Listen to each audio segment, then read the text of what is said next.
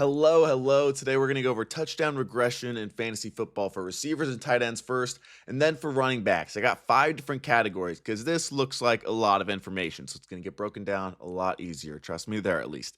So that first column is touchdowns. That second one is their expected touchdowns on the year compared to what they've actually scored, their touches, where they were on the field, in the red zone, in between the 20s, wherever it was, and how many touchdowns you would expect, and that difference. We can use that to see how it's going to happen going forward in terms of who's gotten lucky, who's gotten unlucky, maybe who's made plays, that sort of thing. And these other 2 columns, for receivers and tight ends, we're going to go end zone targets and their end zone touchdowns. So how many times are they targeted in the end zone and how many touchdowns do they actually have on those plays? So we're going to go 5 different categories. One is volume is enough, meaning they're maybe scoring a decent amount of touchdowns, but it's because they're getting really good volume in that area. Volume isn't enough. The reverse of that, the regression is incoming, guys that maybe have a lot more touchdowns than we would expect them to, and it's not going to be that way always. The better days ahead, the exact opposite of that. And then the guys that should be fine. Maybe they're overproducing, but it's for a good reason. So let's go to this first one. Volume is enough. Guys that are getting a decent amount of touchdowns, but they're expected to. So guys like a Davante Adams, who's actually underperforming. His volume's been incredible. It might not be this good, but the efficiency is going to get better, especially in this offense and with Matthew Stafford.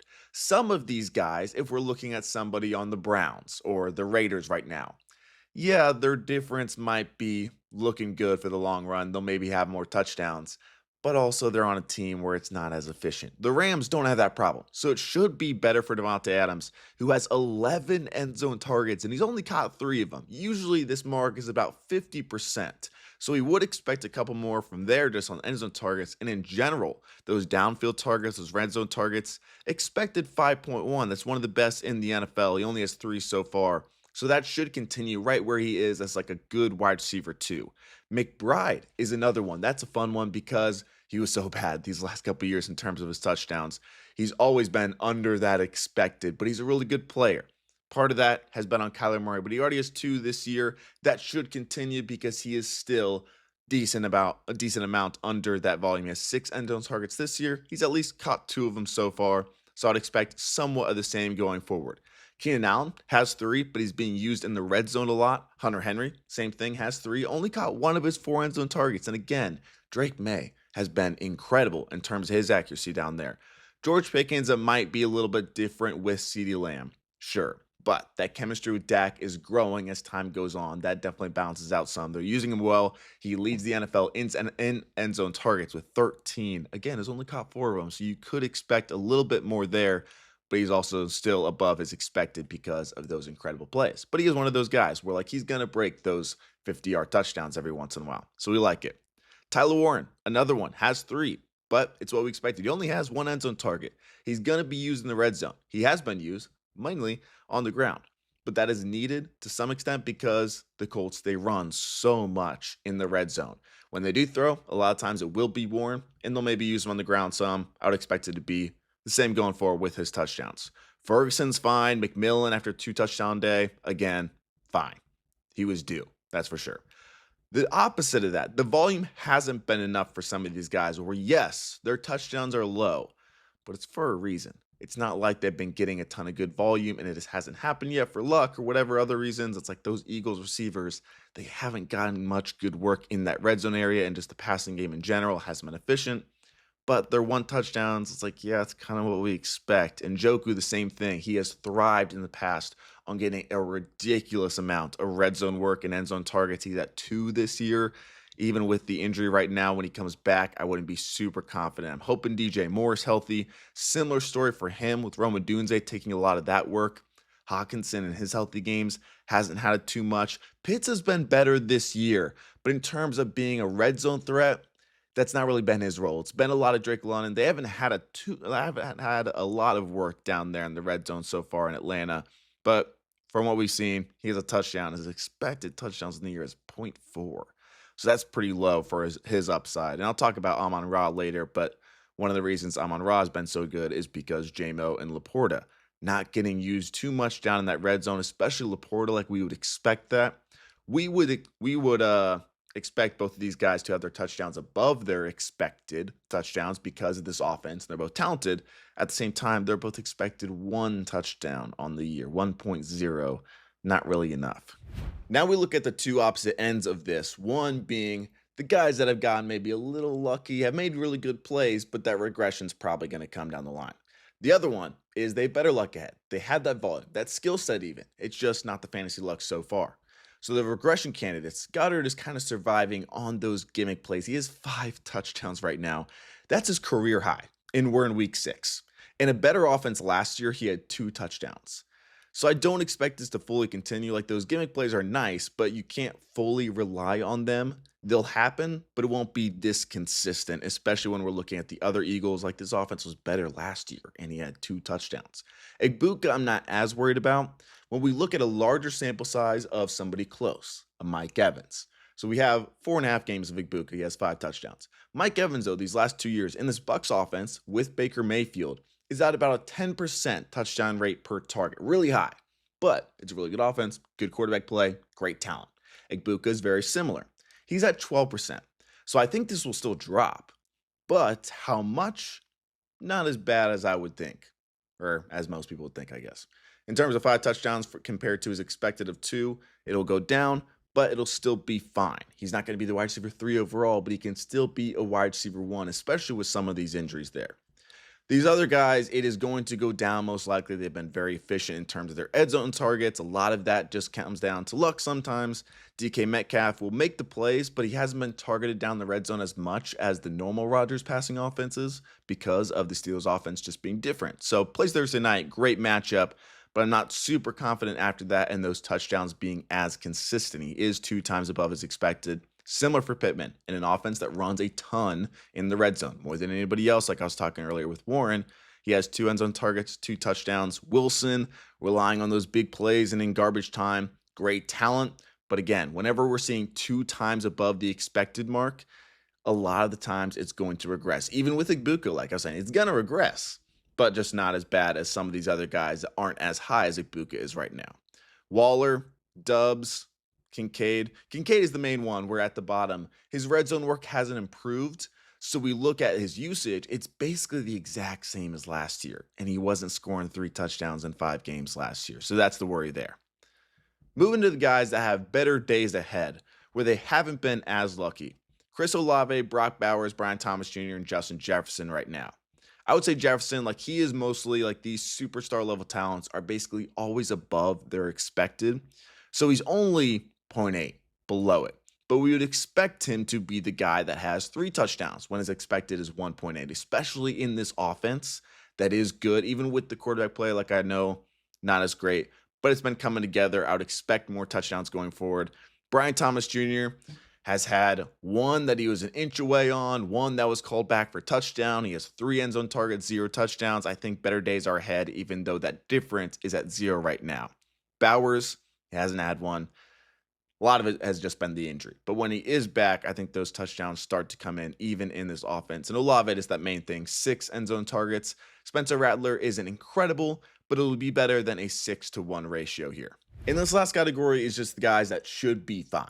Either they're superstars, their offense is really good, their quarterback play is amazing, where we would expect them to be above that expected, and they're not way above it where I'm worried. Like, yeah, St. Brown is 2.8 touchdowns above his expected. He might not have 6 in 6 games, but he is that red zone threat right now in Detroit, way above Laporta right now, in an offense that's one of the best in the NFL, and a receiver that's amazing. Jamo's not really getting anything down there. Odunze, like, had 1 taken back last night. Johnson getting a bunch of those downfield targets. Waddle without Tyreek Hill. Puka will make the plays. Has 1 of those touchdowns on the ground as well. And down there at the bottom, Tucker Kraft. He has 3 touchdowns. That expected is at just at 1.1. He's been injured a little bit there. Has caught both of his end zone targets at the same time. Even though he's above that expected, he has been tackled at the 1-yard line twice. He did not score on either of those times. He was tackled at the 1-yard line 2 different times in that Cowboys game and did not score. He's going to be above as expected. Number 1 in yards after catch, number 1 in yards after contact, all of that sort of good stuff. Moving on to running backs, it's very similar. You got your touchdowns, your expected touchdowns, goal line attempts, and goal line touchdowns. Very similar to receivers. expected about a 50% touchdown rate compared to those goal line attempts, which is a carry inside the 5 yard line. But going to the guys where their volume is enough, we would expect those touchdowns to stick. Usually, when you have a running back with 8 touchdowns, they would be way above their expected. Not Jonathan Taylor, not to say it again, but like this Colts offense, they're running it so much when they get in the red area, but especially inside that 5 yard line. It's like that Lions tendency. They're going to hand the ball off. If it's not Jonathan Taylor, who's leading the NFL in those goal line attempts, sometimes it's Tyler Warren, sometimes it's Daniel Jones. So he has 5 goal line touchdowns. We'd maybe expect a little bit better. He's losing some of those carries from the 1 yard line, which are obviously very valuable. But still, when we're looking at his touchdowns compared to as expected, it's amazing. Maybe it won't be this perfect because the Colts offense is just putting up a ridiculous amount of points. But still, it's a good offense, great offensive line, great talent. We'd expect a lot of touchdowns going forward. Gibbs, Kyron Williams, two guys that their expected touchdowns, they're usually way above it. So right now, when they're kind of just like barely above it and their volume is still good, more of the same going forward. Bijan looks good. Javante, great work down there. And Scatabo right under his. So yes, he's had 4 goal line touchdowns, but he's getting an incredible amount of work, especially if we're counting just the games where he is starting. When they're down there, they're handing it off to him. And Jackson Dart definitely helps that efficiency in the rushing game too. In the reverse of that, the volume isn't enough. So they have lower touchdowns. Is it going to reverse? They're getting some volume, but their expected touchdowns, it's still super low. Like that Chase Brown 7 goal line attempts, a lot of that was with Burrow in like the game and a half to start the season. Only 1 goal line carry for a touchdown this year. I wouldn't expect too much better going forward, especially with the game scripts and the offense that they're getting. Same with the Saints. It's a little bit better, but Kamara, not a ton of valuable work down there. Only 1 goal line attempt this season. And Pacheco and Hubbard, neither of them have goal line work at all. That's Dowdle, even before Hubbard's injury. It's going to Dowdle, Pacheco, it's going to Kareem Hunt. Walker, very similar too. Like Charbonnet, when he's healthy and they're inside the 10, subbing Walker out, Charbonnet goes in. So even though he has 3 goal line attempts and 2 touchdowns, that was mainly when Charbonnet was injured. He's successful. He's good at it. They're just not giving him the ball. Who knows why? But I wouldn't expect too much better going forward for those guys. And there's some big ones in terms of the regression candidates, guys that are most likely going to do worse, and the ones that have better days ahead. So looking at Achane, very similar to an Igbuka. It'll go down. He's going to be above this mark. Like he's a playmaker. It's been like this in the past, but not to this level. So he has 2 goal line attempts and 1 touchdown over these past 2 weeks. It'll probably be Gordon still when they get down to, say, the 1 yard line, but still inside that 10, inside that 5. Achane is still that guy. He's going to make plays. It just might not be 1 touchdown every single game, you know. Jeanty is the one I'm more worried about. He did have 3 against Chicago, 2 in those other games, but it's more on that Chase Brown Kamara level where he's not going to have 1 touchdown because he is so good, but it's probably not going to be 5 with this offense as well. As you see, he only has 3 goal line attempts on the year. He's that guy. Like he's getting all the volume. It's just less valuable volume. Rashad White is kind of taking the good luck that Bucky Irving had in terms of the bad luck. Like Bucky didn't have a single goal line attempt. Rashad White goes in after injury and he gets 4. So he has 3 touchdowns that way. The offense finally started getting inside that 5 yard line instead of just scoring outside of that. But it wouldn't be this perfect going forward for Rashad White. The ones that are better days ahead, it's insane. But Christian McCaffrey. So the worry with McCaffrey is with Kittle coming back and Purdy coming back. 2 pretty substantial negatives for his receiving. Because right now, he's just on an unsustainable pace for his receiving and his targets. It's awesome, but it's not going to be that good going forward. But this is where it can make up and keep him as that 20-plus point per game scorer every single week like he has been so far. It's because he hasn't really gotten many touchdowns compared to what you would expect. He's been tackled at the 1 yard line time after time after time after time and not scored. Not scored. I think 4 different times he's been tackled at the 1 yard line and hasn't scored on the next play. 4 goal line attempts, 1 goal line touchdown right now. That'll be a little better. The rushing efficiency in general hasn't been the greatest, but as overall, you'd expect more touchdowns, 3.5 more. And it's not like CMC is untalented or not on a good offense. So there's some problems, but we'd expect it to be closer to right at his expected touchdowns, not 4 to 7.5. Breece Hall, there's obviously issues, but he's not going to have 0 forever, especially without Braylon Allen. He'll get those goal line attempts when he's down there. His explosive plays are off the charts, so he'll eventually break one of those 2 where he ends up not getting tackled ever. and it'll just go off for a big touchdown. That's the hope. Jaylen Warren, again, more. Gainwell has taken a lot of those touchdowns. He has 4 goal line attempts, very similar to Gainwell, who I think has 5. Gainwell has 3 touchdowns on 5 attempts. Warren has 0 on 4 attempts. I don't think that's a skill gap, more of a luck factor.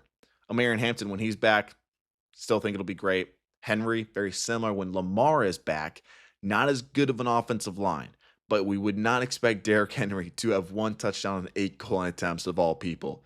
Montgomery, very similar. 8 goal line attempts as well, only 2 touchdowns. There isn't really many problems. Like, that offensive line looks solid now after that week 1 game.